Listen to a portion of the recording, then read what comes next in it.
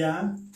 De amin'ny fifaliana lehibe indray rasana Bavamalala no iarabanantsika tsirairay avy izay tratrantso eto indray androany anatin'izao fandarantsika vavaka fiambenana izay rahantsika amin'ny rano fandarana andramoka izao ny akiradio ny mpikambana anatin'ny vavaka fiambenana ary ny groupe izay maresy izay miaraka aminay isanandro manatotosan'izao fandarana izao. Etonona amintsika tsirairay avy ny fiadanan'ny tompo anapaka anatin'ny fotsika rehetrarehetra izay tonga manatrika eto indray. Ny fampidiranao an'ity fandarana teo anatin'ny tokantranonao ny fandehanan'ity telefôniny teo anatin'ny tokantranonao dia ametraka ny fanatrehan'Andriamanitra ao anatin'ny tokantranonao any tena hoe ahatonga an'Andriamanitra hikasika hatrany anatin'ny fonao any anie apitrakanao raha mitanondrika ianao ampahery anao raha reradreraka ianao dia hikarakaranao raha somary mila fikarakarana ny ara-pananao na ny ara-nofonao ho tahin'ny tompany antsika mianakavy tonga soa raha androany vao tonga eto dia tetenanao hoe tonga soa ianao ary maretatra amin'ny farany fa tsy kisendratsena akory nahatongavanao eto tsy hoe akory hoe sendra nandalo io fa za resy lahatra fa efa vao lahatr'Andriamanitra mihitsy ny ahatongavanao eto androany satria misy zatra tia ny ahatongavana misy raha ilan'ny tompo anao alleluia ka dia mareta hatramin'ny farany atindray sasany hoe raha antsika erontsika vavaka toriteny hira famelabelarina ny toriteny vavaka ho an'ny firenena atsika fa ny zavatra ataontsika eto ny haintsika rehetra izay ataontsika na ny hira na ny vavaka na ny toriteny na famelabelarina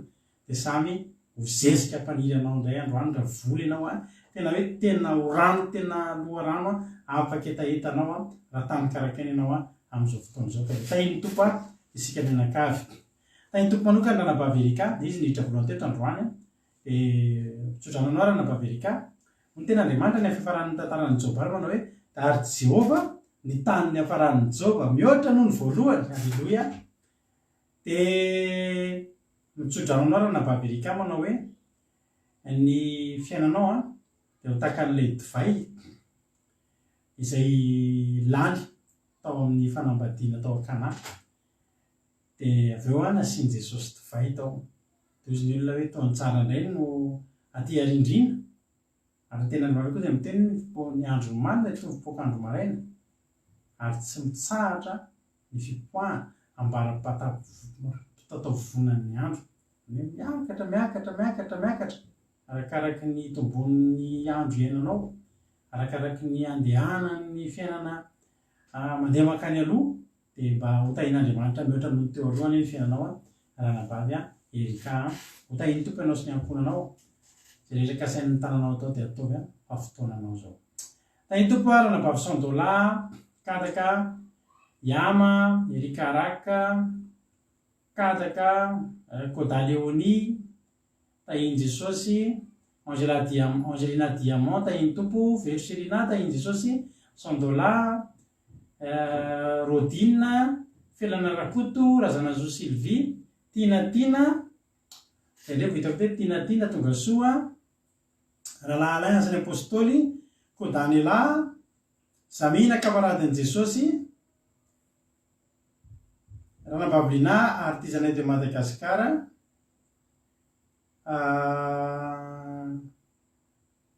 Kodanela Andelina Suzelle Yama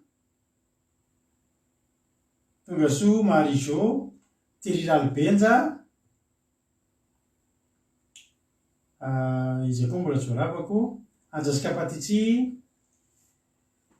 tonga soa Mampionina sy anambavy mihaja Jesosy Mahery Verselina efa teneniko teo Tsiry Ambaramiel tonga soa Violette Mamy Nouvelle Créature Soa Meva Mamambalytina Erika Raka tonga soa Erika Anatra Fintso faly be mahita ny Nambintso Razana Monika Berta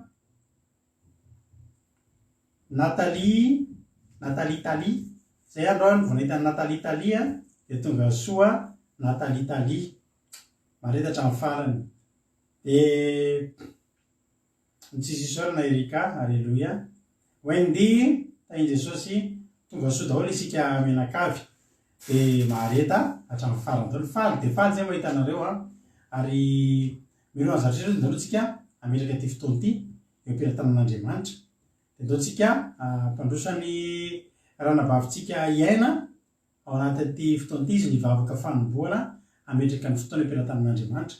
Ka dia andaloha zao tsika aloha hivavaka ametraka ny fotoana am-piaratan'Andriamanitra dia avy eo mitohy ny fandaharantsika.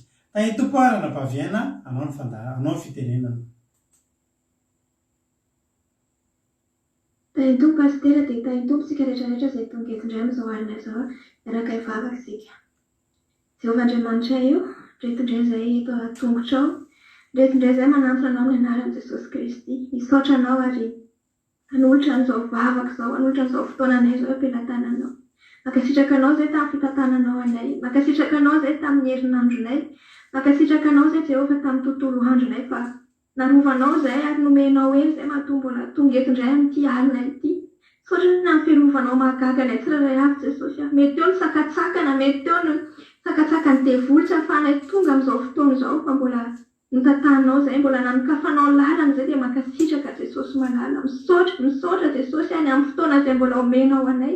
Ndreky izay Jesosy manantona anao izay satria te hiaona aminao indray izay. Angetahetanao ny fanahinay, mangataka ny fanatrihanao izay tompo a.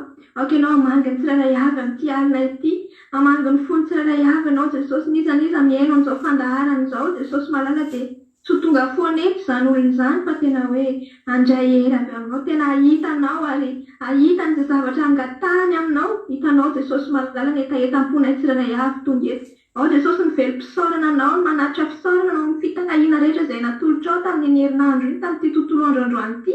Ao konefa Jesosy mety kivikivy reradraraka, mety tsy mahita atao Jesosy a.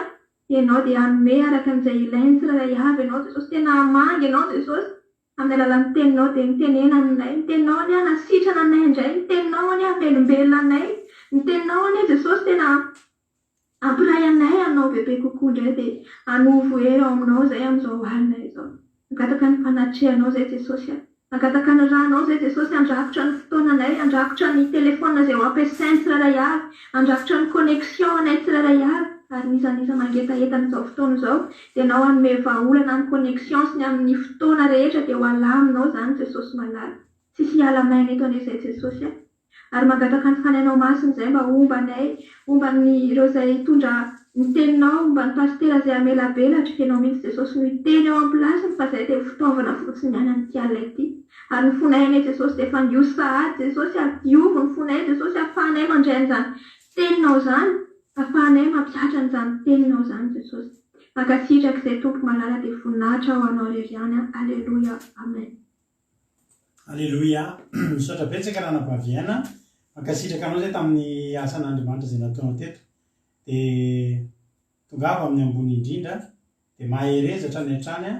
Dia Andriamanitra manankarem-pahasoavana anay a hamaly fitianao a tamin'ny asan'Andriamanitra izay vitanao teto a tamin'ity androany ity.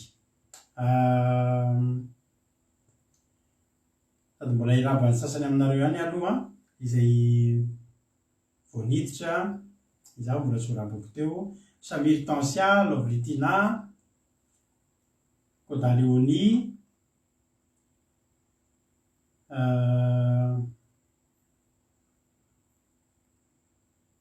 efa narapaiko teo ny ankoatr'izay ngamba. Fahabelazana Kandapa, Tongasoa,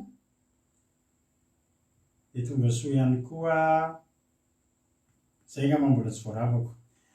Falibe izay miaraka aminareo tandroany a. Dia efa pahersika amin'ny alan'ity ity dia aorian'ity ity a totsika ditra amin'ny ten'Andriamanitra izay rahantsika amin'ny rahalahy Jonathan Vatsy Alemaina izy no hitondratsika anatin'ny ten'Andriamanitra androany. Dia efa pahery aloha tsika amin'ity ity.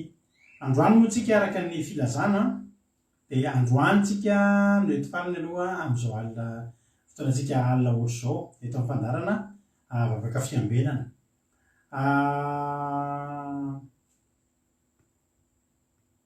Aorianany androany a dia mbola miara aminao sabaty eto tsika rapitro a taka ny mahazatra ihany. Dia manomboka eo a dia tsy eo kely aloha izay menakavy kely, somary tsy eo kely aloha izay a mandrapatonga ny amin'ny 1er septembre. Raha ka misy 1er septembre indray tsika mihoana somatsara eto indray. Alleluia.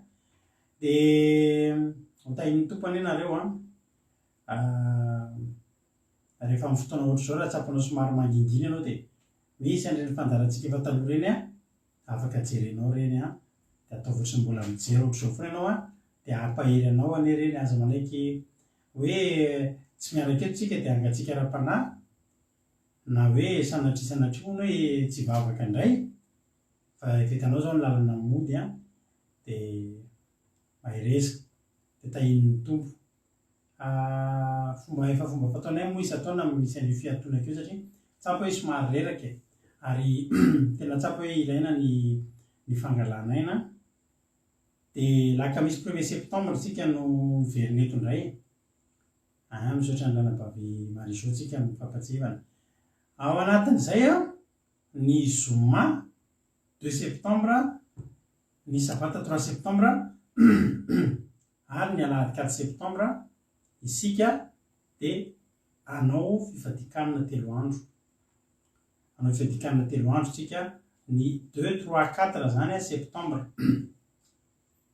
amerenantsika indray a ny ara-panahintsika irehatra tsara etrehantsika ny taom-pianarana ny taom-piasana vaovao indray a raha lasaina Bavamalala dia amin'ny sabata rapitso 13 a dia ny sabata hely ny amin'ny 20 a dia ny sabata tapabolona amin'ny 27 a dia eto sika miaraka eto foana fa ny fandarana vavaka fiambenana ny alina tahaka izao tsy isy takariva mahafinaritra tsy isy vavaka maraina tsy isy ary koa ny misandrata tsy misy ihany koa zay dia samita iny tompontsika menakavy loha tsika enohira dia hitravetrany amin'ny tenin'Andriamanitsika ao arinan'izay ao ary mahereza foana ianao dia ho tahin'ny tompony ianao sy ny ankonanao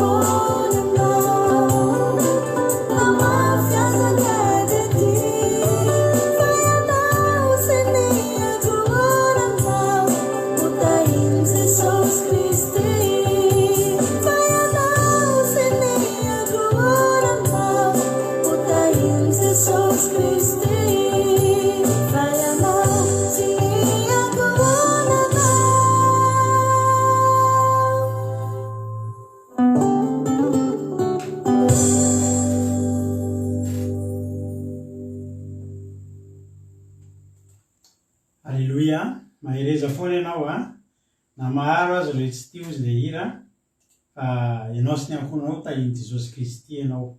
Mahereza dia tahin'ny tompo isika menakavy. Ity zanay Madagasikara efa narabaiko teo dia tia Narakoto Zaka tonga soa,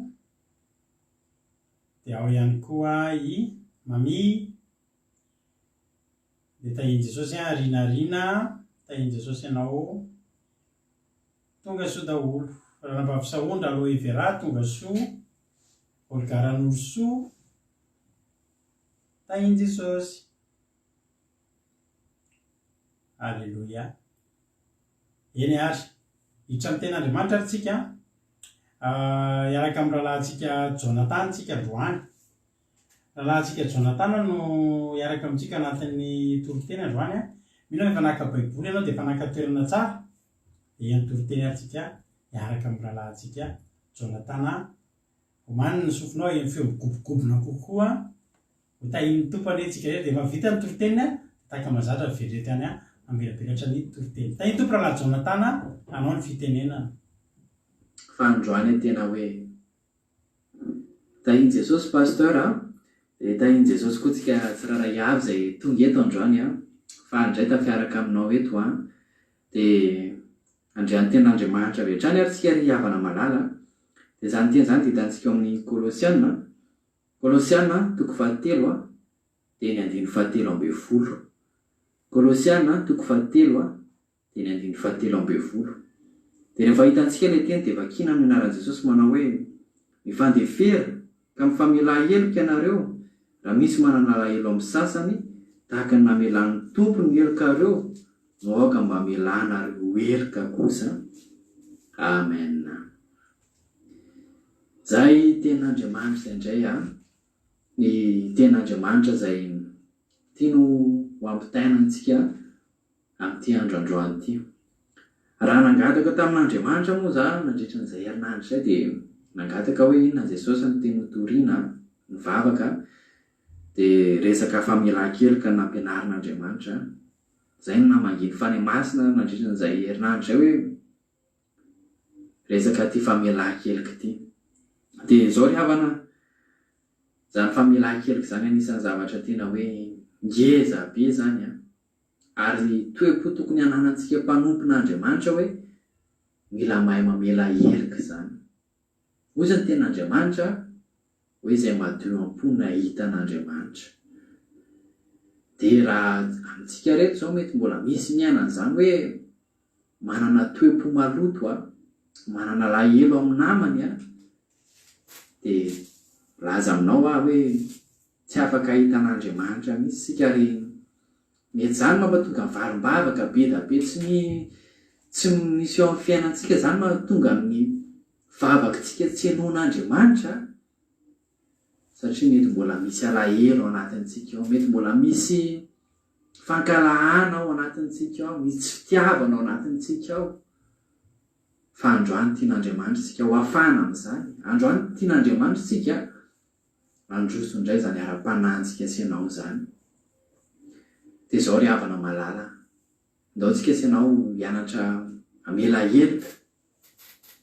Tsy mora zany hoe misy olona mety hoe nanao ratsy ianao, mety betsaka amintsika nataon'olona niainan'izany hoe nataon'olona tsinitsiny ianao, mety nahilikiliky n'olona hafa ianao, mety ao an-trano ao zao mety hoe nareo mivady, mety hoe ny zavatra nataon'ny vadinao anao dia hatramin'izao ny fonao tena mbola malahelo vao mahita anazy ianao dia misy alahelo ao anatin'ny fonao ao. Mety hoe eo amin'ny zanaka sy ny ray aman-dreny koa mety hoe bedy ny zanaka no natao hoe ny teny mafy anazy ny renina ny ray dia malahelo ny fon'ilay zanaka mahita an'ilay reny na ilay ray, na mety hoe mifamadika amin'izay koa ilay ray aman-dreny malahelo ny zavatra nataon'ilay zanany. Dia tsisy fiadanana mihitsy ny loto-pory havana malala ny alahelo dia tsy hananantsika fiadanana zany. Tsisy fifaliana ao anatintsika rehefa miaina anatin'izany hoe fo maloto zany. Ary ny devolo ny faly amin'izany hoe tsika manana lahelo amin'ny hafa zany, hoe manana fankahalana ho an'ny hafa zany, fa tsy sitrak'Andriamanitra zany. Ny an'Andriamanitra dia fitiavana ny sitrapon'Andriamanitra. Ary ny vokatry ny fanahy dia mora fo, madio fo. Zany ny an'Andriamanitra zany. Dia izao ry havana malala, manomboka androany andao angatana ny herin'ny fany masina. Ianao raha tena vonona ianao hoe tianao afaka amin'izany hoe toepo maloto zany tena milaza anao hoe tsy mora aloha matateraka an'izany. Sarotra zany hoe nataon'olona zavatra mafy dia ohatrany hoe ho adinontsika fotsiny zany zavatra any, atao ohatrany hoe tahaka ny tsy nisy. Fa zao Andriamanitra vonona hanampy anao izy. Angatao zany fany masina zany hoe tena nadio any anatin'ny fontsika lalina any afaka an'izany alahelo zany, fa ho afan'Andriamanitra ianao. Dia jereo hoe raha hijery tantaran'olona anankiray anitsika ao anatin'ny baiboly ao dia n'olona anankiray manana an'izany hoe manana toepo mamindra fo zany dia avan'Andriamanitra foana zany. Ary tsy avelan'Andriamanitra hoe mijaly hoe ho afa-baraky eto hoe namindra fo dia analan'olona fotsiny hoe niny ary nataoko an'izao, niny ary nataoko an'izao. Fa asandratr'Andriamanitra foana n'olona manana an'izany toepo zany. Dia jerevantsika fotsiny ny tantaran'ny Josefa zao ohatra, raha raisintsika ohatra akaiky be. Tsisy miafina amintsika ny tantaran'i Josefa zany, fa ny rahalahiny zao no namipy anazy tany andavaky ny liona.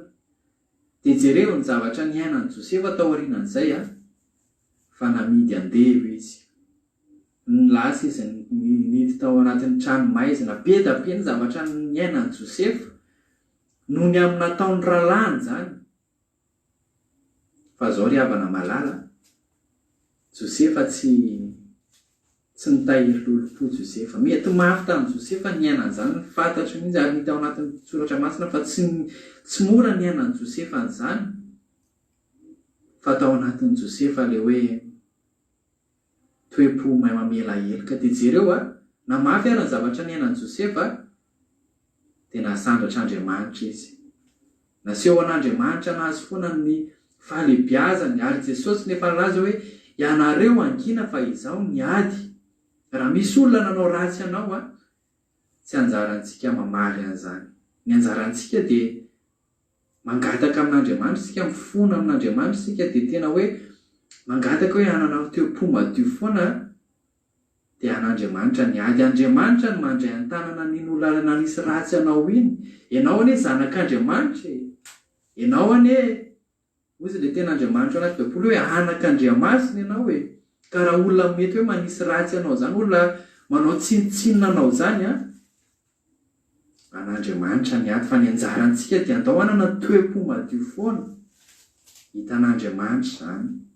Ao koa jerevinareo David zany zao tena hoe nenjehan'ny Saoly zany, nataon'ny Saoly ny fomba rehetra amin'nonan'i David. Fa nisy fotoana indray andro voadidiny miaramila ny David indray Saoly efa manoloana ny David niain'ny Saoly raha olona maloto fo zany, raha olona feno fankalana zany efa mivonoan'i David teo eo Saoly.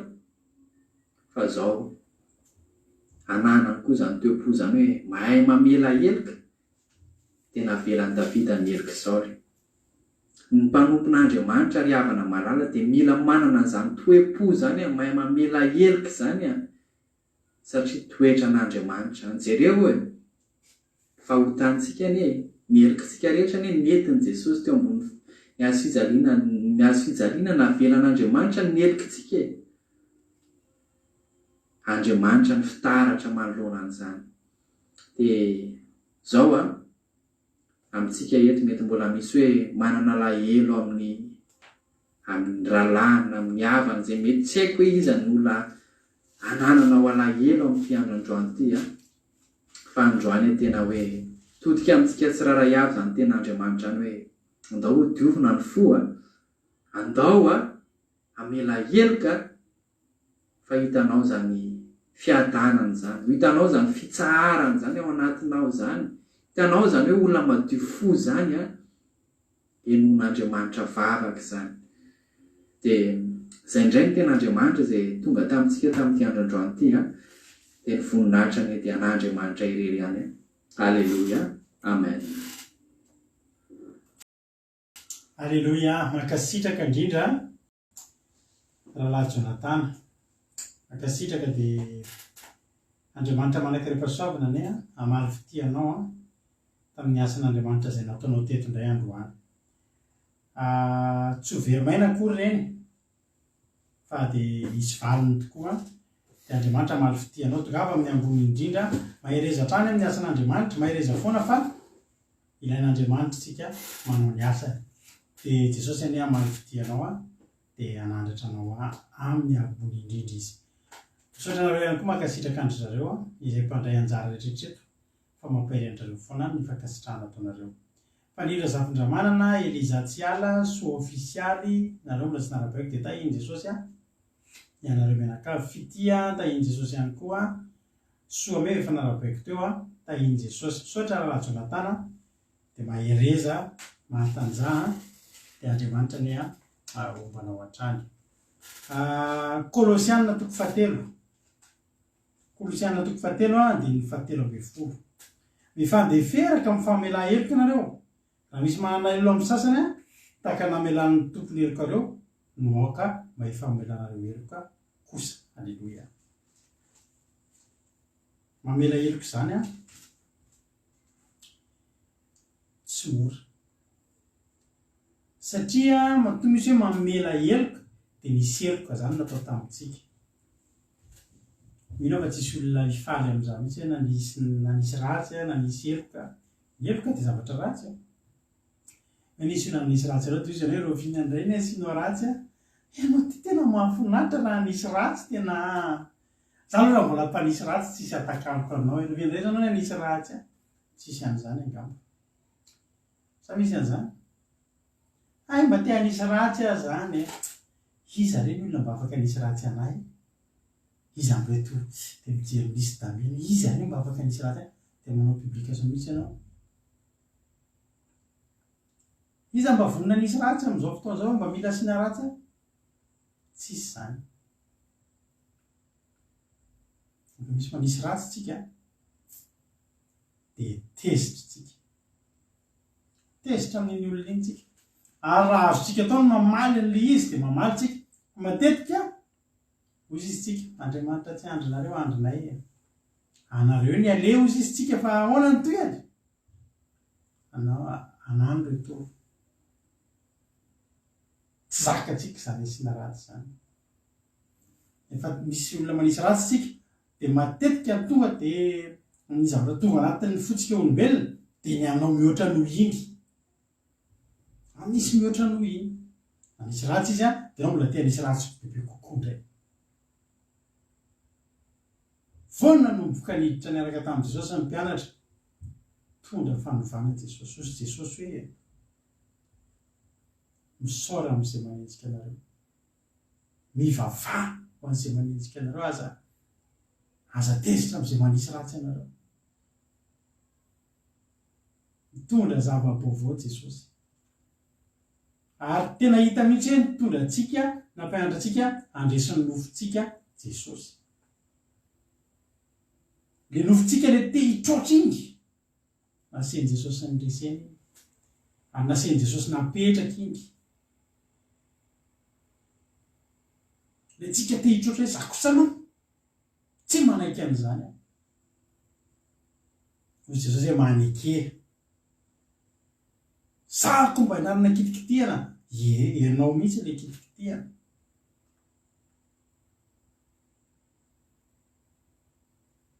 Ny ten'Andriamanitra tsy mora manompo an'Andriamanitra. Ary za te teny aminao fa zany ny atao hoe azo fijaliana daholo zany. Ary zioga daholo zany. Fa zao anefa raha tia an'Andriamanitra tsika dia tanteraka ny tenin'i Jesosy hoe maivana ny ziogako. Mora ny ziogako ary maivana ny hitako. Mifandefera. tsy ety zany misy izy ianao ahoana mizaha foana ny andefitra misy an'izay teny zay matetika toatra mizaha foana ny andefitra ianao foana mihitsy izy zany tsy manao effort mihitsy ianao no manao ka ianao no mivavaka ianao ny atefan'ny teny Jesosy androany anisan'ny antony tsy mahamora ny mivavaka izay zavatra izay ny olona manisy ratsy anao tsy mihafahafa ianao tsy afaka ny anao ny tena manitra aza maly ratsin-dratsy fa valio soa ratsy any misy mitoraka vato zany ianao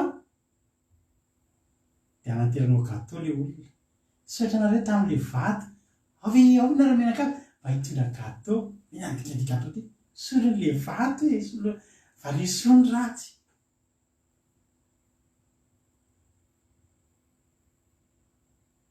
misy miteny ratsy ianao dia solo valinao teny mahafinaritra tsy vity zany sarotra nefa nitenen'ny Kolosianina hoe mifandefera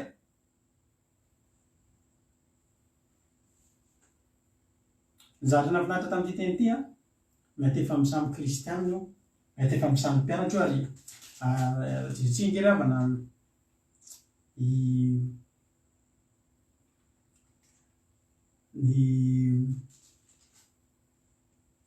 Paoly ngery avana eto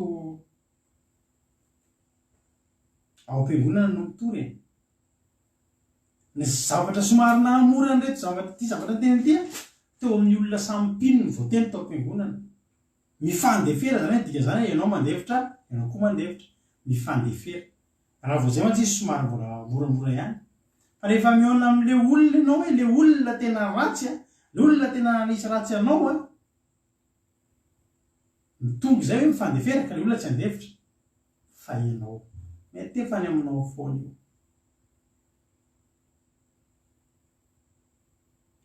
ary mbola teneniko aminao hoe anisan'ny tsy mahamora ny manompo an'Andriamanitra ary eo amin'io foana no matetika tafotohantsika kristianina marina arak'izay teny Kristy zany manaiky an'izy nambavisa hoe moramora amin'ny teny an'izy fa sarotra fa ny aveliko foana ty sarotra fa azo atao sy tao amin'ny baiboly dia be dia be ny olona nanao an'izany mbola tsy miteny kory zao dia efa nisy olona navita an'izany araka ny teny lala Jonathan hoe Davida mifandefera ka mifamela heloka ianareo raha misy manana elo amin'ny hafa tsy mbola nisy naresy amin'ny Davida teto etretinareo araka ny teny lala Jonathan teo izy amoa Saoly i Saoly dia ilay mpanjaka sy ny sahatra ny alina ny Davida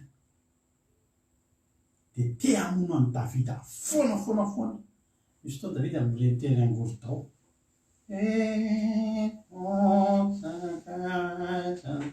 teny le angoro-tao an-tranam-pavomary izao iny tondroen'ny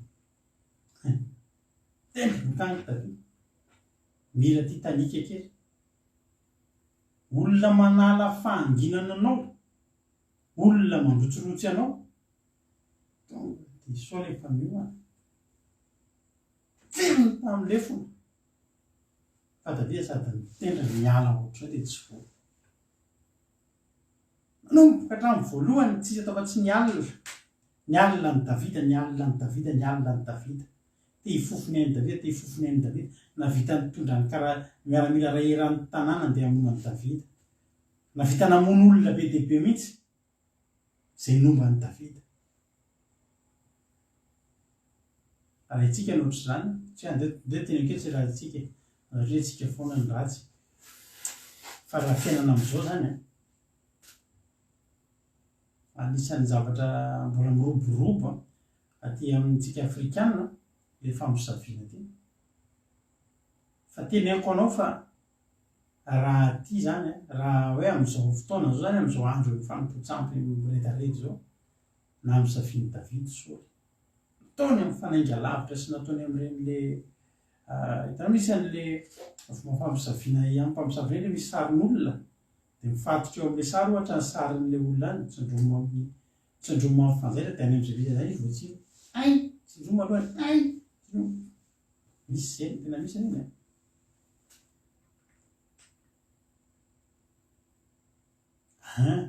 Sotrany ranam-pahavianana nampatsiahany itonikirany talent for Jesus io. Mandevitra ianao ilay mpandevitra noho ny aminy, ilay be fitiavanao ny aminy, ilay naneritena noho ny izy noho ny amin'ny Jesosy daholo.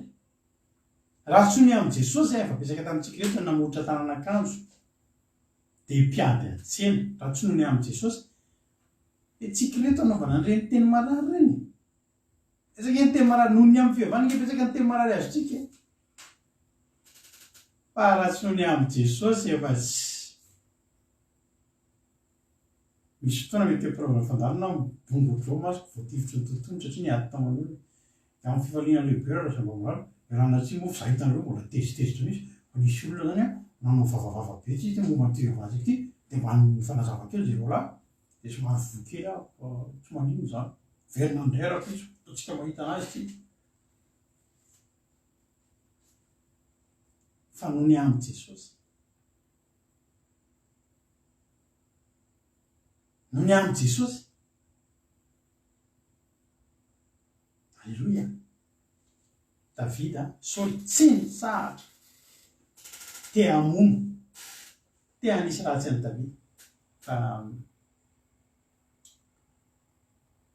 raha vakitsika ny Samuela voalohany dia ny 2. Samuela voalohany 2 dia zao zavatra mitranga resy tory Saoly. Zao zany zavatra mitranga. Zao ny zavatra mitranga.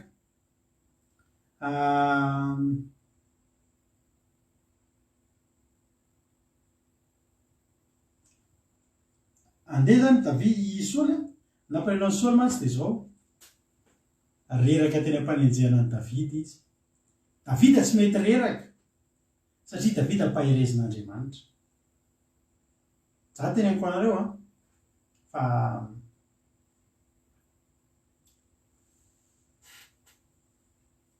za vo nefa mpiady an-tsena teto taloha.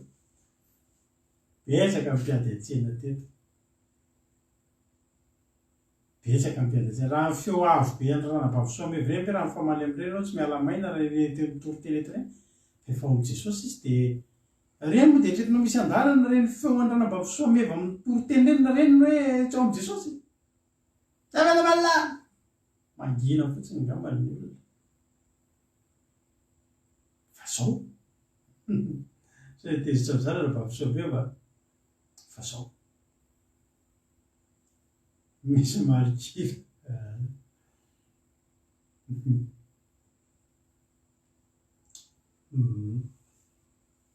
Zao zara nampimety dia zao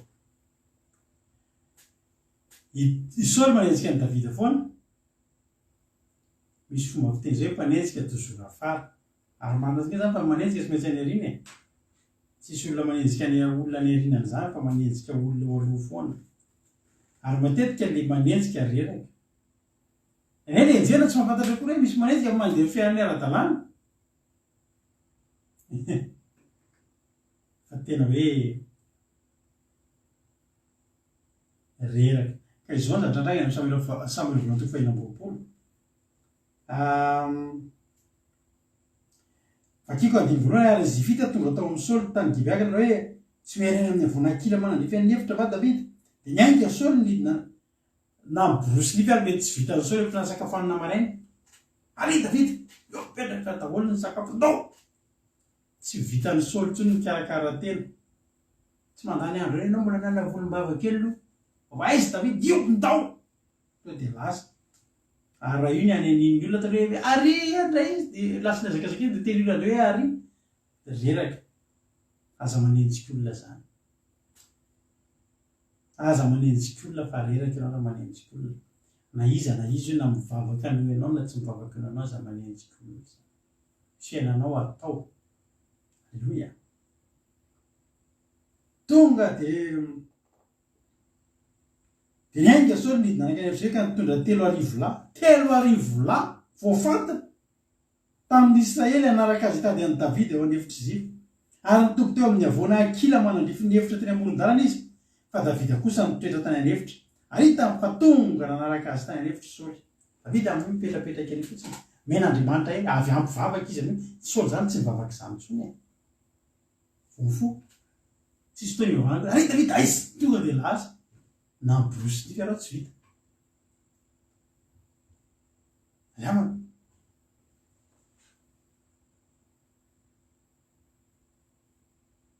Davida nefa amin'io kalo mahatsara ohatry iny miazakazaka tsy Davida indray misakafana fa ino indray dia nanaraka mpisafy Davida ka fantany fa tonga tokoa Saoly. 5 dia nainga Davida ka tonga teo amin'ny toby Saoly ary hitany Davida nandriny Saoly sy Abnera zanaky Nera komandany miaramila fa Saoly nandro teo anatin'ny sehatra sarety ary nitoby nanodidina azy ny vahoaka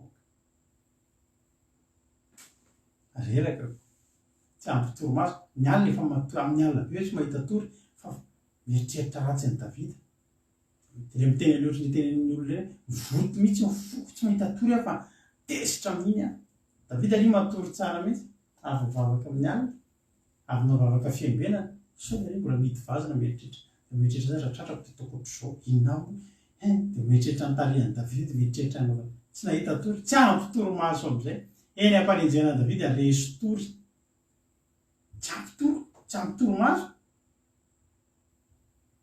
reraka io zao anyesona atory dia zao izy sady efa manenjika matahotra ny misaritahotra dia izy matory eo dia didiny ny vahoaka dia hoy ny ten'Andriamanitra hoe ary Davida tamin'ny Ahimeleka Hitita sy Abisay zanaky Zeruela raha ny Joab iza nidina iaraka amiko ho any amin'ny Saoly any Etoby dia hoe Abisay zay idina iaraka aminao ary tonga tao amin'ny vahoaka Davida sy Abisay noho ny alina ary indro Saoly nandrika natory teo anatin'ny sehatra sarety ary nilefo nitsatoka teo amin'ny tany teo anilan'ny lohany fa Abnera sy ny vahoaka nandro nanodidina azy na i Saoly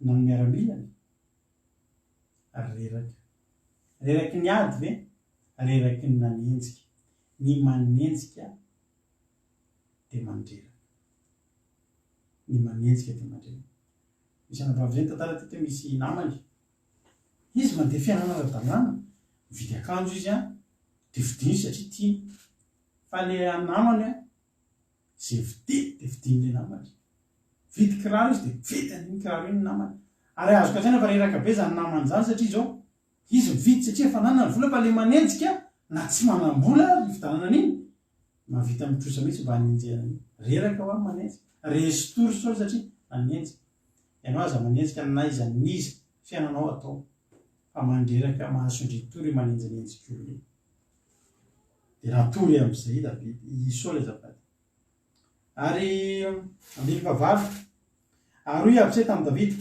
efa voahidin'Andriamanitra eo tananao fahavalinao zao ko masiny ianao aoka ho le foniko ndray mandeha monjy izy taoko miboaka amin'ny tany izy fa tsy hamely azy indroa akory fantatry le Abisay ny zavatra ataony Saoly an'i Davida dia nalahelo andro Davida ry miaramila hoe aleo fonoko indray mandeha fotsiny hoe dia matoko fa io nanenjika anao hatramin'izay 7 mba mareo baibolinao ty fa hoy Davida tamin'ny Abisay aza mamono azy ka fa iza nanitsitra ny tanany tamin'ny voso Jehova ka tsy nanatsiny ary koa Davida raha velona koa Jehova dia aoka Jehova ny hamely azy na ho tonga ny androny ka ho faty izy na hirotsaka amin'ny ady izy ka any mahafaty azy sanatria amiko anatrean'i Jehova raha niditra ny tanako amin'ny voso Jehova fa masina ianao masina ianao nilefony eo anilan'ny lohany sy ny tavara fitoeran-drano dia alao dia andeha isika nalahy Davida nilefona sy ny tavara izay teo anilan'ny lohany Saoly ka dia lasa izy ary tsy nisy olona nahita nanahalalana na tsy avo fa natoy izy ireny satria nataon'i Jehova reniko ny toromaso izy maninona hony ny mpanenjika anao amin'ny anaran'i Jesosy ataon'Andriamanitra reniko ny toromaso hoe ary ianao olona tsy azo ifaninana n'izany ianao satria ny fahavalonao a ny olona mifaninana aminao a ny olona manenjika anao dia ataony tsy voasondry toromaso fiainanao misosa ihany fa reo misondry toromaso tsy angeravana raha nytemantsika sady tsy azo atao nininy tsika tsy azo ifaninanana ny tsy azo enjehany reraka be raha misy olona manenjika olona mivavaka izany tadidio zao zany zavatra traka tokony ho fatiny Davida Saoly eo fa ny vonoany hoe tsy nentina mono izy satria fantatry Davida fa tsy mety amin'Andriamanitra zany tsy fanapahan-kevitr'Andriamanitra zany fantatry Davida fa Andriamanitra dia tia hanandratra anazy zao rehefa ny zavatra mba notiliako ao amin'ny baiboly ao zay olona rehetrarehetra ho a na aina mela heloka atao amin'ny baiboly dia nisandratra be daholo zay olona naina mpandefotra ny ambopoly ka namela heloka ka nandefitra tao amin'ny baiboly dia nasandatra Andriamanitra daholo tsy nety namono an'ny Saoly Davida ary tena tao anatin'ny fony io fa tsy hoe any amin'ny Samuel voalohany toko 5:24 ary indro miteny tamin'ny Davida zany tamin'ny Saoly zany Davida ary indro fa tahaka ny nanaovako ny ainao ho lehibe androany mba hanaovan'i Jehovah ny aiko ho lehibe koa ka ahafahany amin'ny fahoriana rehetra hitanao ry havana Davida fetsy ny tena marina tia mba ho ataon'i Jehovah aminy io nataony tamin'ny Saoly ny tenin'Andriamanitra hoe ataovy amin'ny hafa zay tianao atao amin'ny tenanao ary tsy sarasara Davida nanao ohatran'ny Salamo 120 Jehovah ny mpiandry ahy tsy hanan-java-mahory ahy Davida manana ondry Davida mpiandry ondry karakarainy tsara mihitsy ny ondry mihoatra noho izay nataony Davida tamin'ny ondry ny angery avana mba tiany Davida ataon'Andriamanitra aminy fantatry Davida fa ny ondriny tsy manana zava-mahory rehefa izy no mitondra an'ireo mila rano ireo tsy maintsy ahitany Davida rano satria Davida ny mpiaro mila mihinana ahatra ireo a tsy maintsy ahitany Davida ahatra satria Jehovah Davida ny mpiazy dia mba nataony ozy izy Davida eto engany ozy izy a tahaka ny nanaovako ny ainao ho lehibe androany mba hanaovan'i Jehovah ny aiko ho lehibe kosa alleloia havana fantatsika ny efaran'izany Davida zany ary fantatsika ny efaran'ny Saoly ngery havana malalana amin'ny Samuel faharoa any teneniko anao Davida tsy le tsara velatsila tsy namono an'ny Saoly fa ny amin'ny Samuel faharoa any maty Saoly Samuel faharoa toko voalohany ary no maty Saoly dia verina avy namono ny Amalekita Davida any amin'ny andininy faha 11 rehefa hoe maty Saoly tena nalainy Davida mihitsy no hoe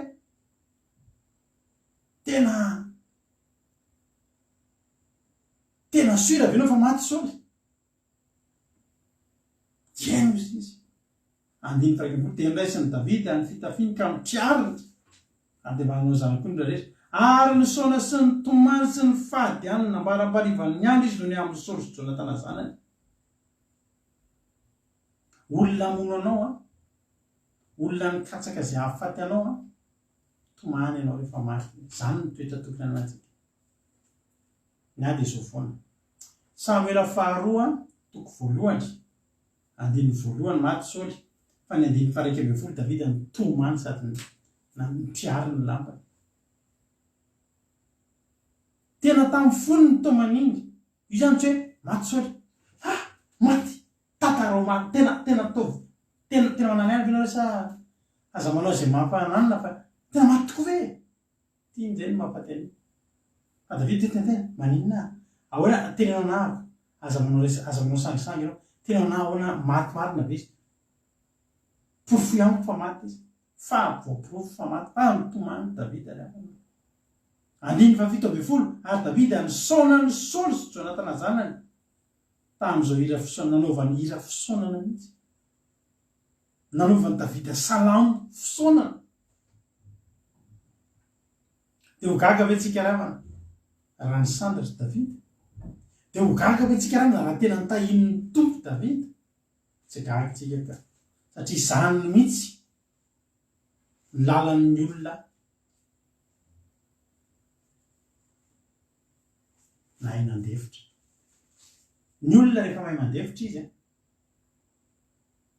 tsy nanao ripo fotsiny davida fa tena nitomany sady nysoana taisady tompo bartela ambavy rantalila marisarlina ny tanora zokileto amintsika daholo rehefa narakaraka ireo rantalila marisarlina Geneviève Andriamananjara bartela alleloia sa ataontsika dorcas ry zareo alleloia miarabana telo mirahavavy mifandefera mifamela heloka raha misy manana elo amin'ny sasany famela heloka olona maro tao amin'ny baiboly nahay namela heloka fanasandatra Andriamanitra ao ny Abrahama rehefa nisaraka tamin'ny Lota inona tsy nataony Lota ny Abrahama miady foana ny mpiandromby sy ny mpiandidy i Abrahama sy Lota ary hitako eto misy Lota le linadika le tena mety manao teny mahery tamin'ny Abrahama mihitsy fa nisaraka ry zareo ary efa nisaraka ry zareo fa manisarahany zareo i Abrahama zany mba niteny andao mba hisaraka tsika dia mba aizany alehanao no fidiny Lota daholo ny tanana tsara lany tanana mahavokatra sy ny amoron-drano rehetra tsy namelany Abrahama na kely fa ozy ny ten'Andriamanitra mifandefera alleloia mbola io foana ny ten'Andriamanitra hoe mifandefera ka mifamela heloka inona nataony Abrahama taorianan'izany rabana mbola izy ihany no mifona ho an'ny Lota mifona ho an'ny Sodoma mifona ho an'ny Lota alleloia any amin'ny Genesisy toko fahatelo ambin'ny folo misy an'izay Genesisy toko fahatelo ambin'ny folo nisaraka izy mirahalahy fa any amin'ny Genesisy fahavalo ambin'ny folo andininy faenina ambin'ny folo nifona ho any aby nifona ho an'ny Sodoma Abrahama satria fantany Paoly namela heloka ny Lota izy anisan'ny mpamela heloka ngeza be koa tao amin'ny baiboly dia Josefa anisan'ny tena anisan'ny tompon-daka amin'ny famelan-keloka sy ny fandeferana zany Josefa zany aitsika tsara ny tantara Genesisy toko fahafito amby telopolo nakalany lalàna Josefa azy sy ny varotany azo andevo efa nitoritsika io tsy hainao io tantara io kapohany izy fatorany izy malefa tany anaty lavadrano izy namidy varoboba tamin'nisy mahita izy namidy ho andevo nefa rahalanao fa any amin'ny Genesisy toko fahafito amby telopolo zany fa ianao aza manahy fa miaraka amin'Andriamanitra tsy maintsy tonga any amin'ny Genesisy toko fahadimy amby efapolo inona ny trangany amin'ny Genesisy toko fahadimy amby efapolo lasa tena prime ministre eo amin'ny tanàna eo Egypta i Josefa tsy fantatry ny rahalahy nisy fotoana moa nampimehanareo zany rehefa niteny tamin'ny tantaranyity tamin'ny ray andro zany ary Josefa tsy natsindro ny fangorakorako ny fontsondry teo anatreny izy reka dia niantso azy ka hoe avoiny olona rehetra ihany eto amiko ary dia tsy misy olona na dia ray aza nijanona teo amin'ny Josefa raha ny afantaran-dralahany any izy andiny faharoa dia tomany mafy izy ka reniny Egyptianina reniny tao an-tranon'ny Farao ihany koa ary Josefa tamin'ny rahalahy zany Josefa zany namidinareo raha olona hafa io tsy ranomaso ny teo fa tena tonga zany Josefa idanareo za mihitsy io tsy compte fake za mihitsy io izy tomany izy ary zao tsy navelany torakofotra ny ralahany maty tsika ralahandro tena maty tsika atsika rehefa tena nazy tokoa ny retoro zay ny amitsika nambotra torakofotra ny ralahany torakofotra teo anatrehany ao Josefa tamin'ny ralahany avia manao tony ianareo Josefa tsara Josefa ralahanareo ena mety nareo tany Egypta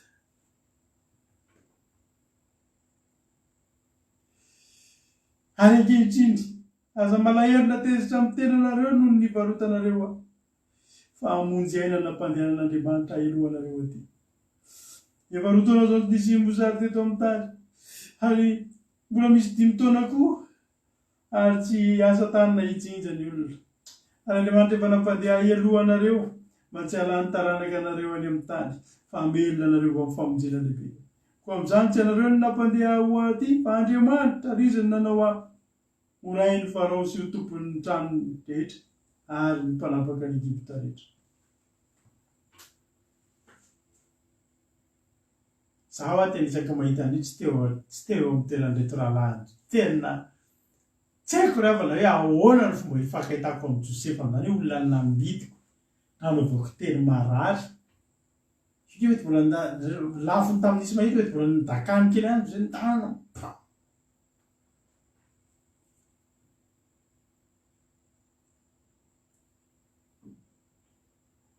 mety tena tsy Josefa tsy nefa Zefa na Zefa nanaova mampime mehezana fa tena nseho amin'izay Josefa miaraka amin'ny voninahitra sy hery za tena tsy tapiko niseho amin'izany toerana zany araka ny teny Erika hoe misitry belona angamba raha izany tena angamba tena tonga dia bloqueko izy dia miova compte mihitsy dia bloqueko tsy hitany intsony raha amin'ny Facebook bloquenao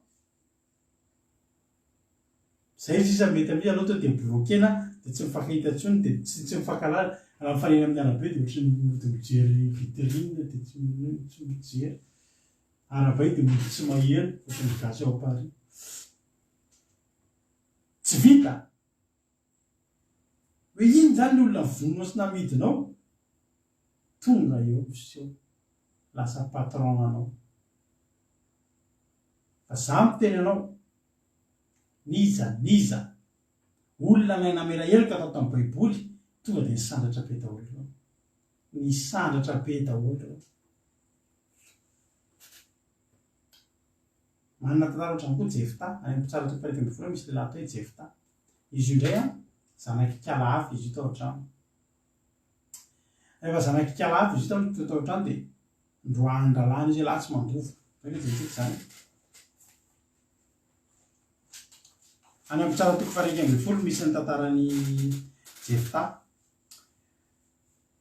dia izao ny tantarany misy lehilahy tsara tokoparika ambin'ny folo aliny voalohany ary Jefta Gileadita dia lehilahy mahery sy zanaky ny vehivavy jangy izy ary Gileady ny ray niteraka azy ary vady Gileady dia niteraka zaza maro taminy amin'ny efa lehibe ireo zanany zanavadiny ireo dia nandroaka ny Jefta ka hoe tsy andove tamin'ny taranaky ny rainay elahy natao elahy fa mody natao ianao io fa zanaky ny vehivavy hafa dia Jefta nandositra ny lalàny ka nomina tany tany tompo dia nisy olom-poana ny vory teo miaraka tamin'ny ndroana tao tana mandefa tsy miandoveko zany fa enina koa zay ianao tsy lalàna ianao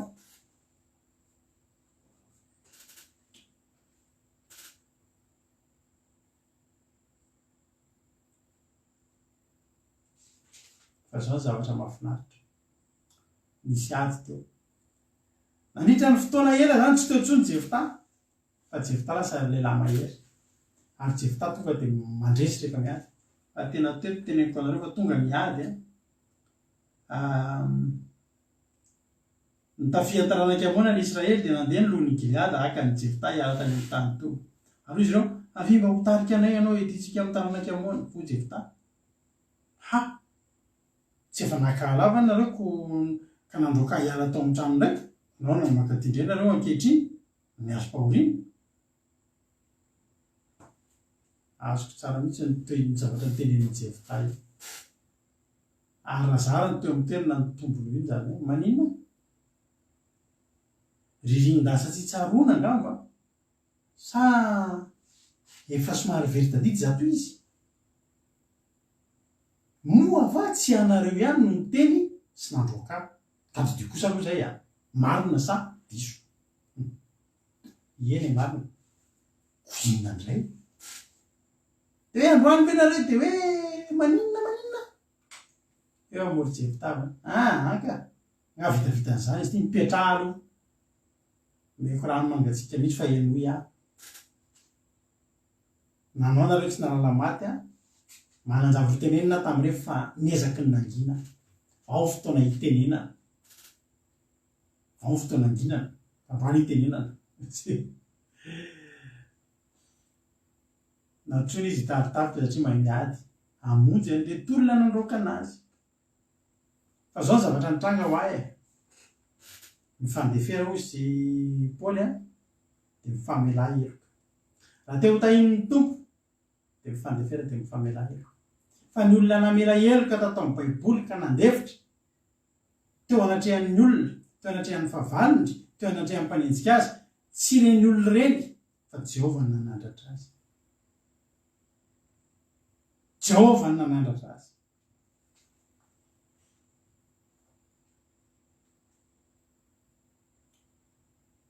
Alleluia.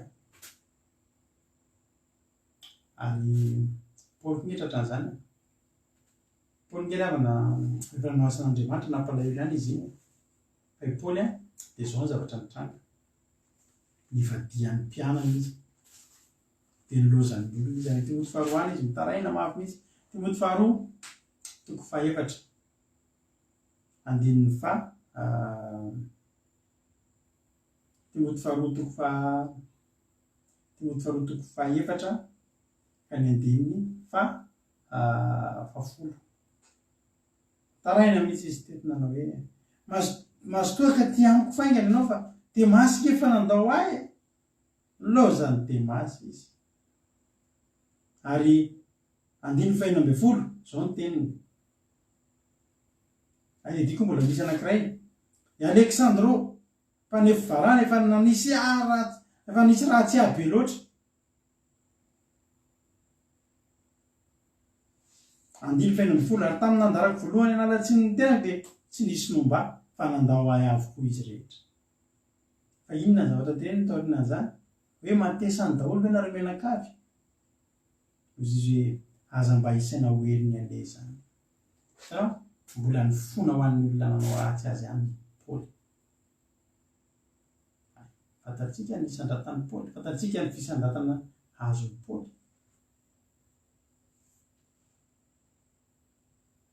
fa ny fara tena tompon-daka ny famelan-keloka sy ny tompon-daka ny fandefera tao baiboly nanao be i Josefa araky riteko ana nanao ry Abrahama nanao ry Paoly sy ry Davida fa ny tompon-daka ny famelan-keloka sy ny fifandeferana sy ny tsy fitanana lahelo de Jesosy ry havana Jesosy ny zavatra nitranga teo amin'ny fiainan'i Jesosy talohany natonga azy teo ambony hazo fijaliana de mahafilavitra no mitsatoka fantsika efa finition teo fany ny aretan'i Jesosy talohan'izay tena zavatra mafy tena mafy ny karavasy kapohana an'i Jesosy raha mijery le film La Passion de Christ iny tsika de tena hitatsika misy mitovitovy amin'ireny mihitsy ny zavatra tena hoe tena niongotra ny nofo tena rotodrotika ny nofo lay andro mampionina teo anaty fandraisam-panasan'ny tompony hita fahitana mahita sary lamosiny Jesosy rotodrotika be mihitsy tena tafiditra be izy tamin'izay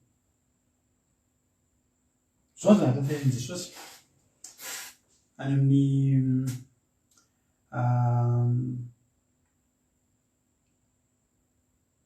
amin'ny Luka 7:20 izy ijery ten'Andriamanitra Luka 7:20 Luka 7:20 andiny fa 7:30 izy Jesosy aroy Jesosy taminy, aroy Jesosy raiko mamelany elony fa tsy fatan'izay ataony.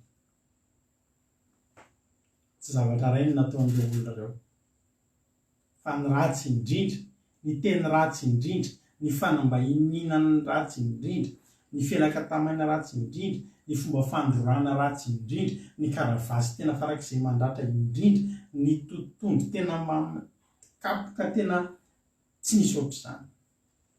Fa ny Jesosy tsika mbola mahavita miteny amin'ny fony tsy mandainga hoe raiko mamelany elony, ary mbola misolo vavandrolana hoe tsy fantany angeny nataony hoe tsy tompony tena nisy fa zao hoe mamela azy.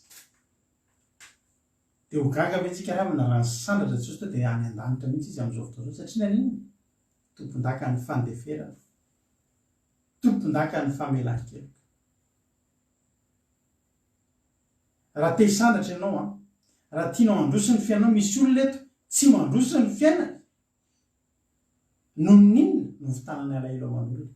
Mampalahelo misy mpivady efa mivady 7 taona fa misy ranitra tany aloha tany mbola tsy adino ray amiko zareo foana. Dia miara misakafo je t'aime chérie, moi aussi je t'aime, rehefa ny atsanany fa tsy tadidiko ny nataonao ana. Izy le fomba fiteny zay, za mamela anao fa tsy adiniko ny nataonao, tsy mamela ny dikan'izany. Zao za mamela ny heliko ao fa aza adino fa tsy adiniko mandrakizay ny nataonao. Tsy marina zany mamela zany. Ny mamela zany tena mamela. Dia tsy mety mandroso mihitsy tokantrano satria misy an'izay zavatra izay zay blocage zay eo aminy.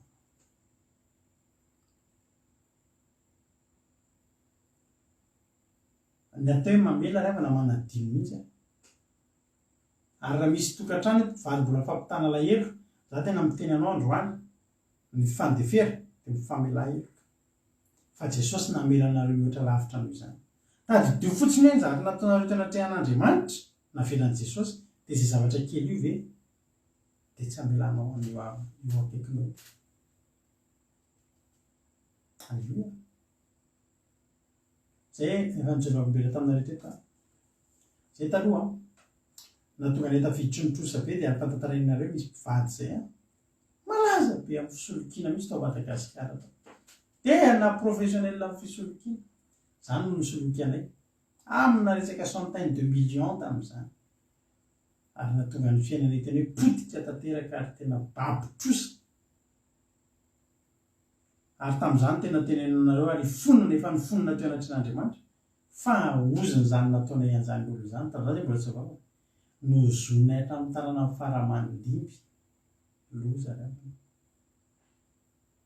Satria maninona hoanany ratsy reny tsy ohatr'izao ny fiainantsika dia nozonina tamin'ny tanàna amin'ny Faramanidimby. Dia nanana alahelo. Misy fotoana matory dia manofo mahita ny tarehan'io lehilahy io dia manofo anazy hoe tratrako. Dia izao ny atoko rehefa tratrako. Nifiny eo aloha miala voalohany zerako, tsahako, dakako, dia ataoko hitan'ny olona, dia akako mpanao gazety dia tsy takoana nanomasona, betsaka ny zavatra tao anaty fisainana. Fa tsy nampisokatra fiainana. Izy mbola any izy. Fa rehefa mivavaka izay mivady dia izao zavatra nataonay. Namela an'ireo olona ireo zay.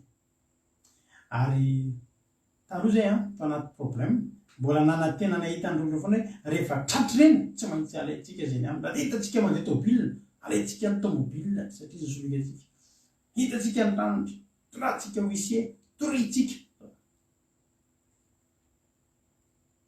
Fa ny fiainanay koa tsy nisokatra mihitsy. Manaraka tonga ny fotoana anankiray tao anaty fotoam-bavaka nanadino momba an'ireo olona ireo zay. Tena nifona, tena namela heloka an'ireo olona ireo. Ary misy fotoana tamin'izay 5 taona lasa nitory teny teto raha tadidinareo dia izy mantsinareo hoe raha mbola hitanay izany olona izany ka mahita an'izao fandaharana izao izy mivady reny dia ampahabe maso mihitsy teneny hoe zay mamela anareo.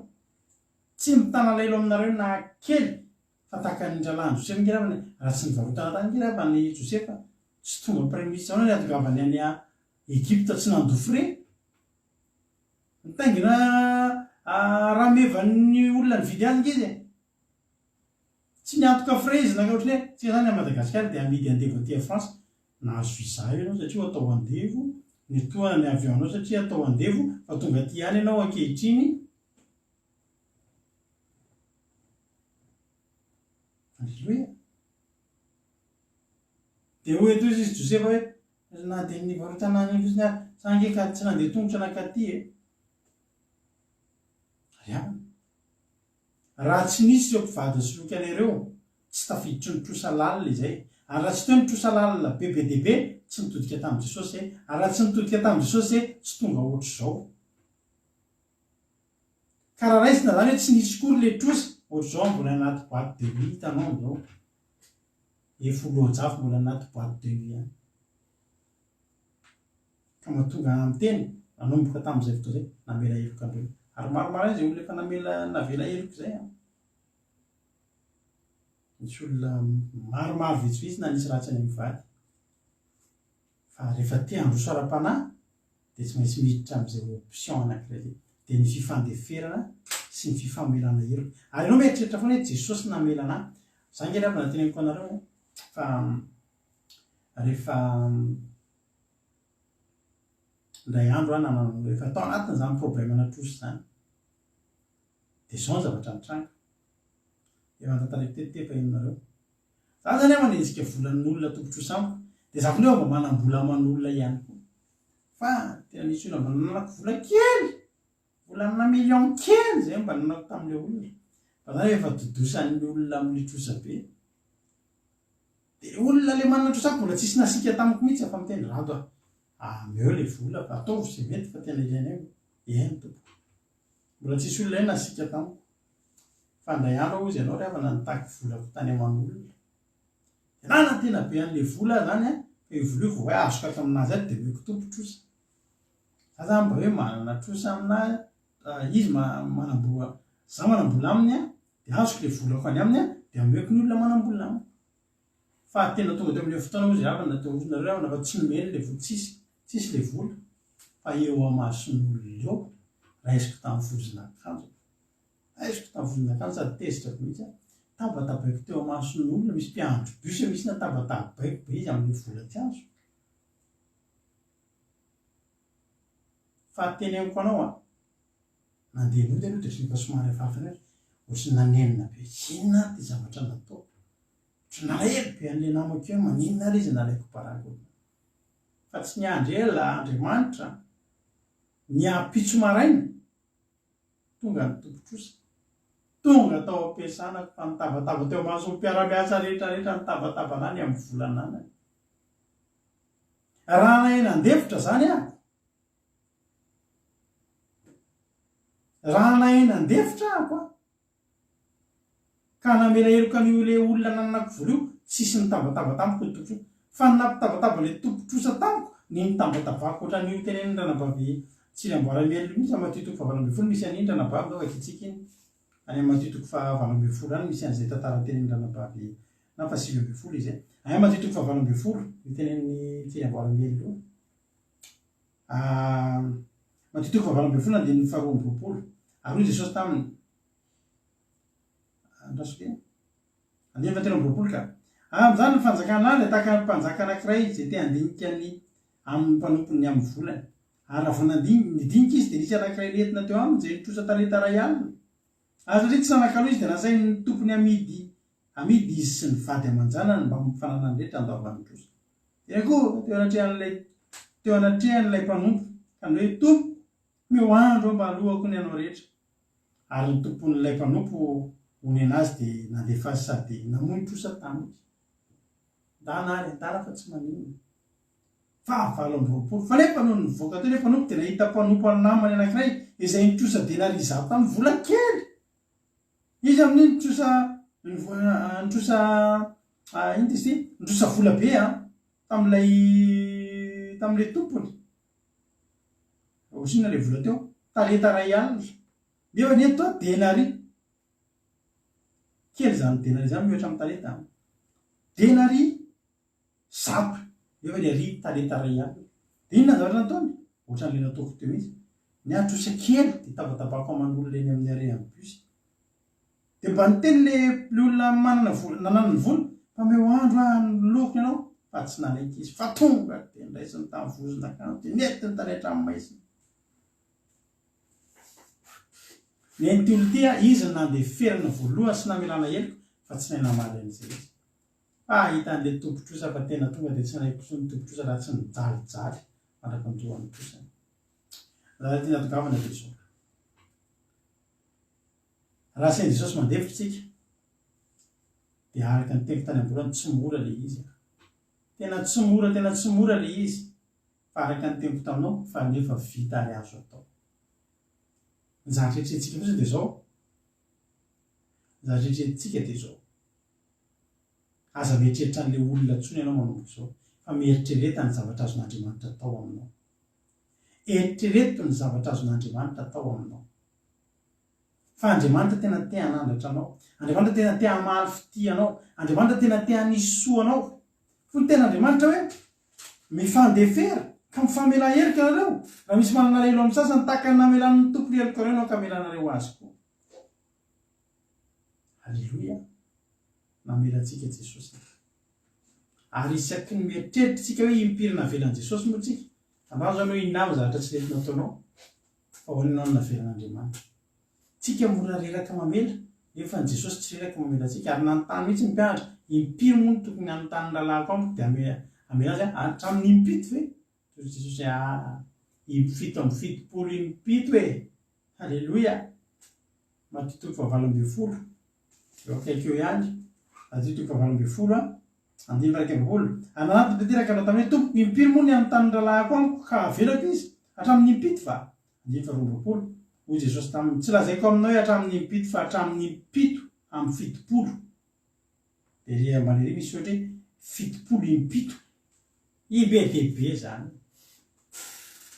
ohatra be loatra koa zany ny famela te hamela foana ve kianao ary navelan'i Jesosy foana ary rehefa jerenao re olona nay namela heloko ireo ny fisandratana napetrak'Andriamanitra taminy taorian'ny famelan-keloka nataony dia mino aho resy lahatra no androany amela heloko misy olona tena hoe ampijaliany ny vadiny mafy mihitsy irana bavy tena ampijaliany ny vadiny mafy be mihitsy fa za mbola mampianano ihany raha bavy miteny manao hoe mamela heloka azy ihany aloha mamela heloka azy ihany aloha raha tiana notahinin'ny tompo izy tsy mieritreritra notahinin'ny tompo fa ianao mieritreritra notahinin'ny tompo tsika raha sena mamela heloka mety mafy amintsika zany fa ny aza adioninao ianao manana programa ho any an-danitra fa ny olona nanisy razanao sy manana programa ho any donc zany ianao iza dia mila mamela heloka mamela heloka e fa ny famelan-keloka no nafahan'ireo olona ireo nisandatra teo amin'Andriamanitra nafahan'ireo olona ireo nasandatra Andriamanitra hotahiny tompony antsika mianakavy atoko sy mino fa voarainao zay afatra zay mety misy zavatra renao tena hoe bloqué eo amin'ny fiainanao amin'izao fotoana izao sao dia mba tsy fifadikanina ntsony indray ny ilaina sao dia efa tsy fifadikanina ntsony indray ny ilaina fa mety zavatra tsotra noho izay dia ny famelan-keloka dia tena aminao androany hoe andoantsika hifandefitra sy hifamela heloka raha tiatsika ny saminy tamin'Andriamanitra bebe kokoa amin'ny fiainantsika na itsika samyntsika eto ary raha izay zao betsaka manana relo amin'ny raha mpiasan'Andriamanitra ty na dia ataoko hoe fitenenana anareo eto amintsika eto be dia be ny olona efa teto dia nialy ary matetika nisy fifamarina mihitsy ny fialana noho ninona noho ny resaka asan'Andriamanitra noho ity asan'Andriamanitra ity fa tsy noho ny zavatra inona fa za ty teny aminao rehetra zay efa niala teto ny nanana olana tamin'ny mivady ny amin'ny resaka asan'Andriamanitra isika nisy fotoana mety ny fanona fa tsara fantatrareo zay tsy mitana lelo aminareo ary tsy mandroso ty asan'Andriamanitra ataontsika ity raha misy alahelo ifampitazomana zany dia tena fa no tenatenenay anareo fa misy fotoana tratratra ny fotona mafimafy any. Misy fotoana eto amintsika eto ny zavatra misy zavatra matetika mamparerana eto dia zao. Misy aminareo ranabavy reo tenenina. Ranabavy io. Sao dia mba tsy mety dia fomba fitafinao ty ranabavy nange folona bavaka. Dia zao no teneninareo. Hay, saotra pasitera tena misaotra anao nanany. Teneny foana mihitsy ara-voizy hoe. Fa tout de suite après nareo manao publication. Dia izy nareo hoe Andriamanitra tsy mijery ivelany fa mijery any. Aza dia mitsaratsara foana. Fa avy resaka mihitsy tsika dia taitra mahita an'ilay izy. Dia antsoko indray, za olona tsy mampiatsara be aty, ranabavy io. Tsy zaviko ve ny andefasana, tsy zaviko ve ny eritreretinao manao ny publication io. Mba fanofiny zavatra za pasitera fa zako ve dia teny an'izany. Nefa mahavariana anao vao. Teo ianao tsy niresaka ny inona zany vao avy niresaka tsisy hoe teneninao sady hoe Andriamanitra re tsy mijery ivelany zany re olona. Satria ny tena miresaka akanjo ivelany. Dia izaho hoe tena ohatrany tsy mety ka lasa efa-doto foeto foana tsika ranabavy fa tsotra fotsiny arao ny fandarina raha te hijery ianao. Fa za aloha soloko tsy amehako anao satria ahitan'io dia aloto ny foko nefa za tsy te hitana lailo aminao. Tsara fantatrareo zany finareo rehetrarehetra reny. Sisy ananana elaela. Raha hitazona lailo aman'olo leto tsika dia tsisy mandroso eto tsika isan'andro isan'andro. Izay teniko anareo izay. Te handroso ianao, mifandefera dia mifamela elo. Tadidio foana. Fa sady raha mamela heloka sy mandevitra ianao dia ho asan'Andriamanitra. Fa raha mbola tsy mieritreritra ilay fisandrantana fotsiny ary ianao, ilay zavatra ho avy, efa nisy zavatra lasa teo amin'ny fiainanao dia ianao efa namela an'i Jesosy heloka foana. Ozy ranabavy sahoana tany am-boalohany hoe tsy moro zany pasitera, za manamafy tsy moro zany. Fa ny zavatra azoko tenenina anareo tsy mora fa azo atao. Koa dia mahereza. Fa tsara lavitra mahita anao tahin'ny tompo izay mahita anao hitazona alahelo aman'olona, tsy hamela heloka aman'olona tahaka an'io. Dia tahin'ny tompo mahereza. Dia Andriamanitra manankiray-pahasoavana anie hita amin'ny fiainantsika rehetrarehetra. Izay nitoro-tenintsika namaranana ny ohatry tao ampiasana kely aloha tamin'ity taona ity hiato kely ny fandarantsika manomboka amin'ny androany dia manana fiadanana tompo amintsika tsirairay avy. Matoky aho fa misy aminareo ny mpanavana vakansa, misy aminareo fa miverina avy nanao vakansa, misy aminareo ny nifidiny tsy handeha hanao vakansa. Izay moa dia nifidiny handeha ihany ity herinandro manaraka ity ohatry ny ratsiratsy ny andro. Fa ny tena zava-dehibe aminay izay efa milalao rano sy tsara andro foana. Ilay fangalanaina mihitsy ny tena zava-dehibe. Ilay hoe mitsahatra kely. Mahatsiaro anareo mivavaka foana nefa izay na izany na tsy izany. Azagaga raha ohatra misy fotoana tsy dia mahatafavomaly ny mesazy satria mba manokana kely fotoana ho an'ny ankonana kely izay mandritra n'ireo 2 herinandro sy tapany izay tsy maheto anay ireo. Toy izy ny fiaraha-mivavaka. Mahatsiarova foana ny fiaraha-mivavaka. Mireheta foana aza manaiky mangatsiatsika. Ny vatantsika ny makaina miala sasatra fa mifanahintsika isavela miala sasatra. Aza misy adonona ny lesona sy ny fampianarana mba nirahantsika teto. Ranabavy Angelina mbola any am-panaovana vakansa, ranabavy Lina koatra mbola any am-panaovana vakansa, saotra ranabavy Erika. Izay moa any amin'ny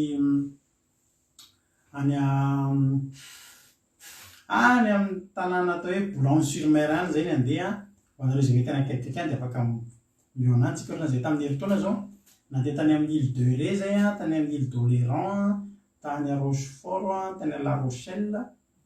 Fa nefa tsy adinonay nandalo tany à Bordeaux dia nihaona tamin'ny ranabavy Selina zay tamin'ny herintaona. Ka raha misy aminareo mipetraka any akaikikaiky ny Calais, any akaikikaiky ny Havre de l'Eau sy any amin'ny tanàna atao hoe Touquet sy ny Boulogne-sur-Mer rehetrarehetra iny dia any izay ny handehanao vakansa. Dia afaka mba mihaona kely any tsika raha mety aminareo zany. Mandefa mesazy io isika. Tahin'ny tompo dia ataontsika ity raha mahafinaritra be. Izy nataontsika tamin'ny Pasika izy ity. Dia ity mba entsika nakatonana an'izao vavaka fiambenana izao. Aza adino fa amin'ny 1er septembre tsika miverina eto indray vavaka fiambenana. Ary ny ampitson'iny dia tonga dia hiditra fivadikanana isika ny zoma, sabata sy ny lahady. 2, 3, 4 isika hiditra fivadikanana ka ianareo tsika mbotsy zany nareo sady tsy herinandro fa eo amin'ny 15 jours eo mihitsy ngambany zany satria amin'ny 15 jours maherikely eo mihitsy satria amin'ny premier tsika vao miona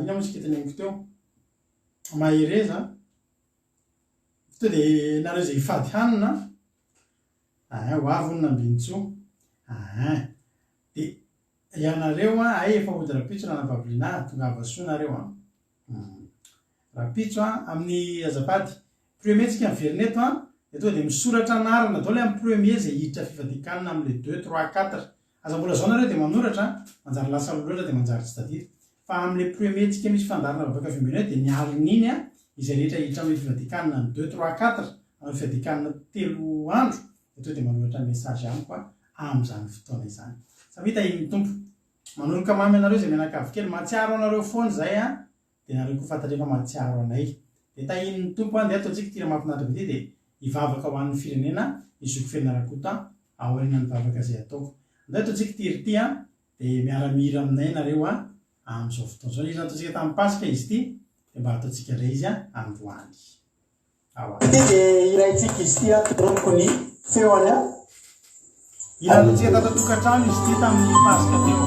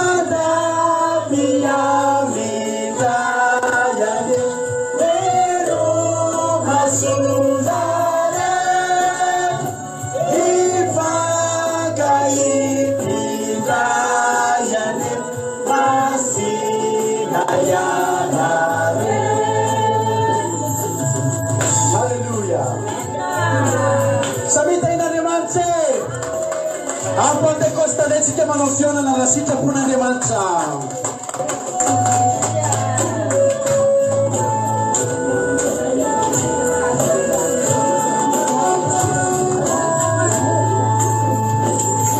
Dia iraintsika izy.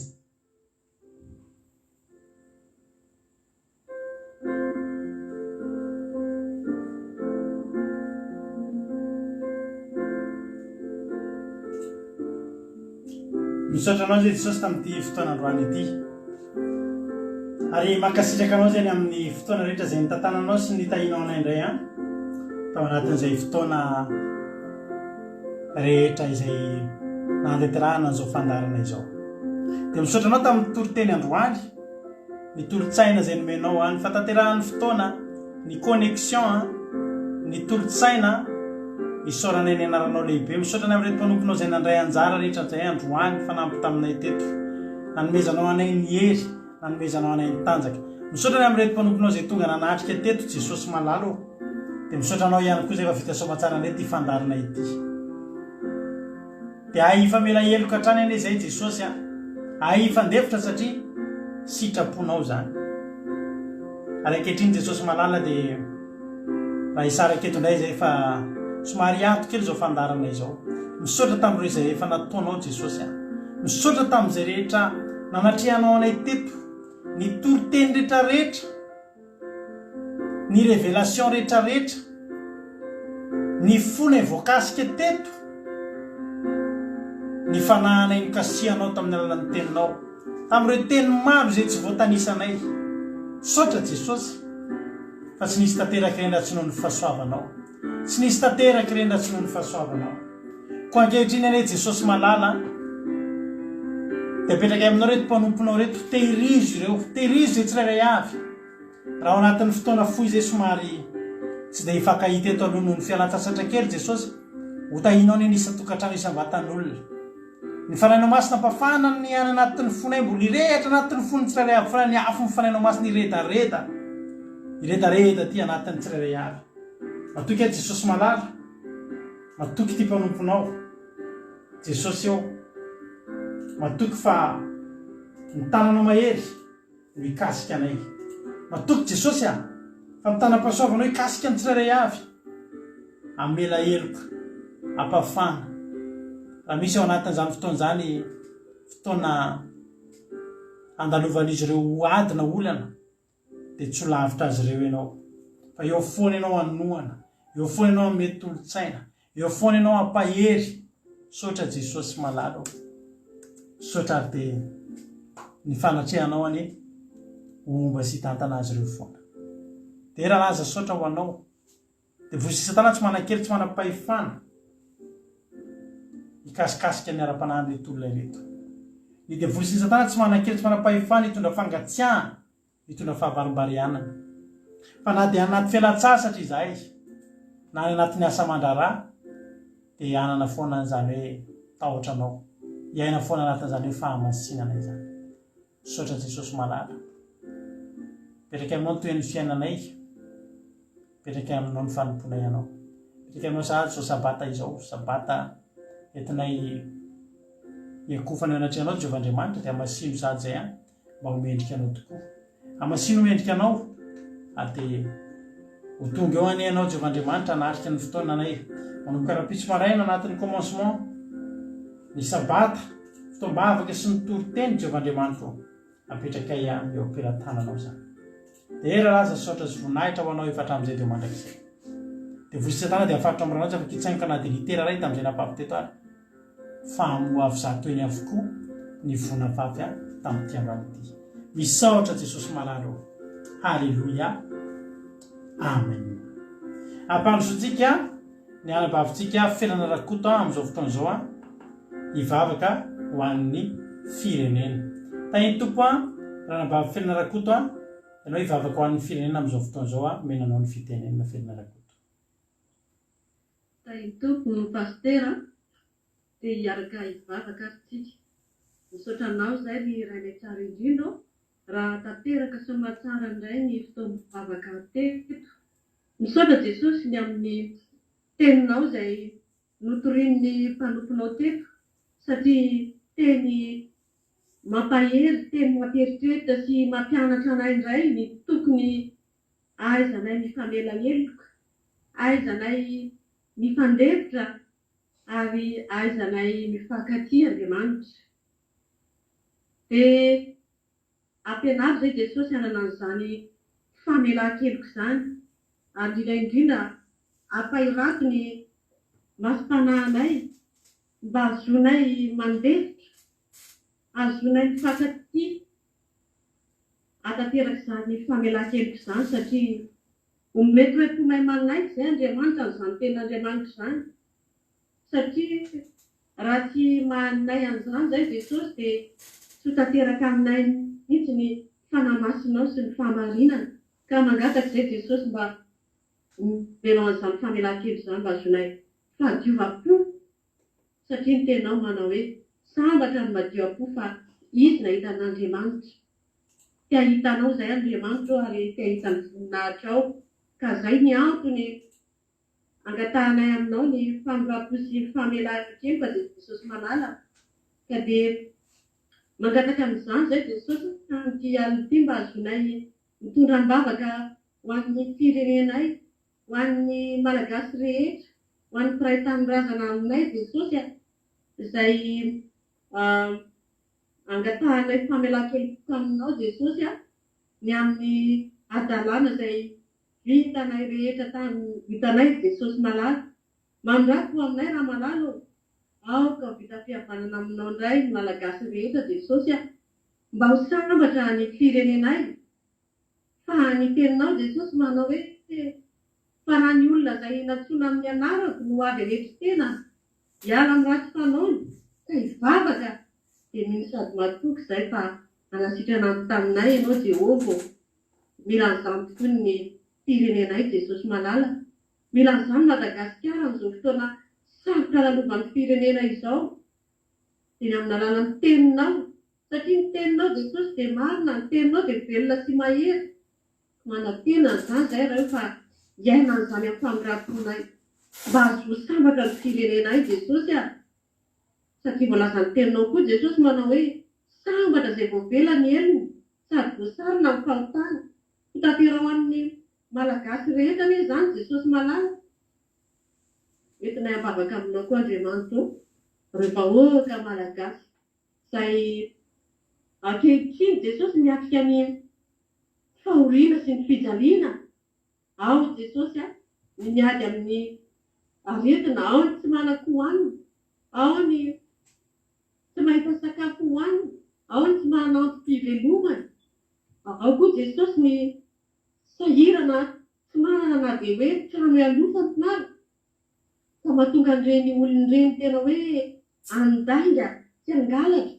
Ao koa Jesosy ny kitena, ao ny misy lokon'ny namana, ao koa Jesosy tena hoe mandry tsy lavoloa ny vahoakanao amin'ny fandriampahalemana.